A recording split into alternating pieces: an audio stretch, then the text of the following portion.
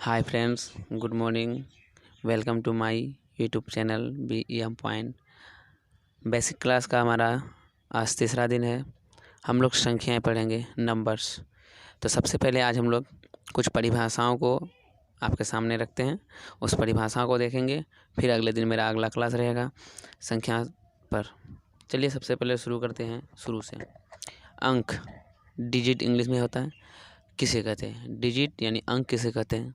तो सीधी सी बात है, 0 1 2 3 4 5 6 7 8 और 9, इनको ही हम अंक कहते हैं। अर्थात ऐसे भी बोल सकते हैं 0 से 9 तक को अंक कहते हैं।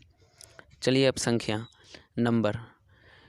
जब दो संख्या अंक मिलते हैं तब एक संख्या बनते हैं। अर्थात नंबर अंकों के मेल से ही संख्या बनते हैं।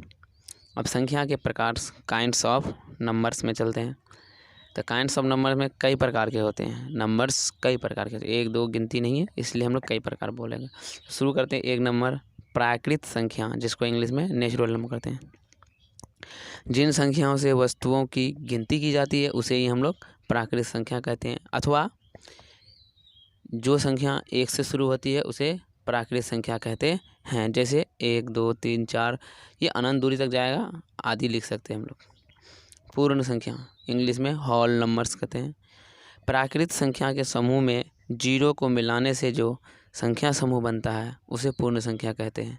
अथवा ऐसे कह सकते हैं, जो संख्या 0 से शुरू होती है उसे पूर्ण संख्या कहते हैं। अब चलते हैं पूर्णांक संख्याएं, इंटीजर्स। ऋणात्मक संख्या, शून्य और धनात्मक संख्या के समूह को ही हम पूर्णांक संख्याएं कहते हैं। जैसे संख्या रेखा पर हम लोग थोड़ा एक बार डिस्कस किए थे, उस पर जाइएगा तो आपको पता चलेगा कि 0 से दाहिने तरफ हम लोग 1 2 3 जिस तरफ जाते हैं, उसी तरह 0 के बाएं तरफ भी 1 2 3 जाते हैं माइनस में। तो इधर माइनस, इधर प्लस, बीच में 0, तो वो क्या होता है? पूर्णांक संख्या। अब परिमेय संख्या, रैशनल नंबर। ऐसी संख्या जिसे हम P/Q के रूप में व्यक्त कर सकते हैं और हाँ, Q के स्थान पर 0 नहीं हो, उसे परिमेय संख्या कहते हैं। जैसे 1 2 3 0 1/2 5/6 आदि। जितना भी संख्या पूर्णांक संख्याएं होती है सभी के सभी परिमेय संख्याएं होती है। अब चलते हैं हम लोग अपरिमेय। तो इरेशनल नंबर। इरेशनल क्या होगा? जिन संख्याओं को परिमेय संख्या के रूप में व्यक्त नहीं कर सकते हैं, वही है मेरा इरेशनल नंबर।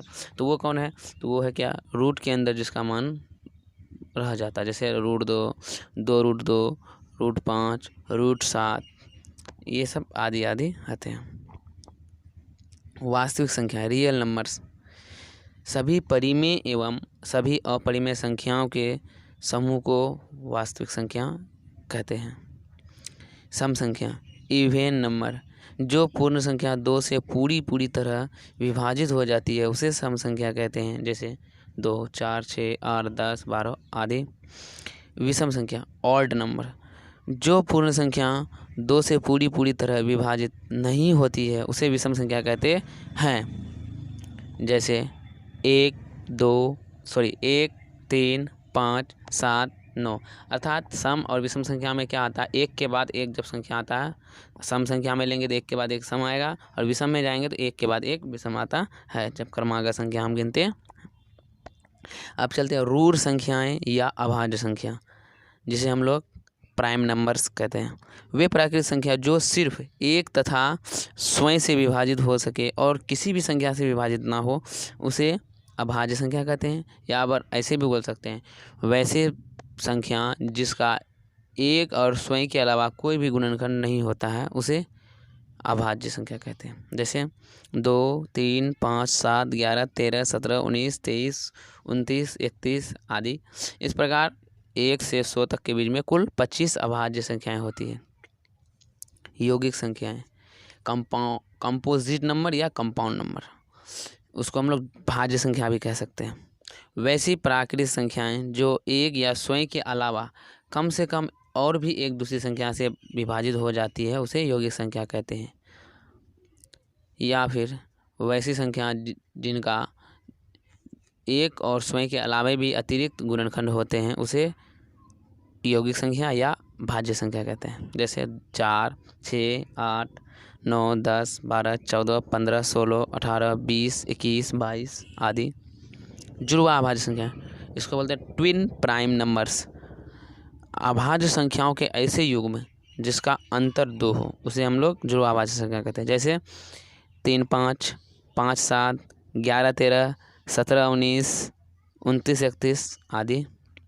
अब एक मेरे सामने आता है संपूर्ण संख्या, परफेक्ट नंबर्स। जिन संख्याओं के सभी गुणनखंडों का योग संख्या का 2 गुना हो उसे संपूर्ण संख्या कहते हैं। जैसे 6 और 28 का अगर हम करेंगे गुणनखंड तो उसका दूना आएगा। जैसे कि 6 का करते हैं, 6 किससे भाग लगता है? 1, 2, 3, 6, बस इससे लगता है। तो अब जोड़िए 3 और 2 और 1 कितना? 3 और 3 6, 6, 6 12 हो गया, दूना हुआ। अब उसी तरह चलते हैं 28 का 1 से लगेगा, 2 से, 4 से, 7 से, 14 से और 28 से। अब जोड़िए 28 और 14 कितना हो गया? 42, 7, 49 और 4 53, 53 और 2 55 और 1 56। 28 का दूना 56 हो गया, अर्थात ये दोनों संपूर्ण संख्याएं हैं। अब धन्यवाद। वीडियो अच्छा लगे तो लाइक कीजिए, शेयर कीजिए और सब्सक्राइब कीजिए।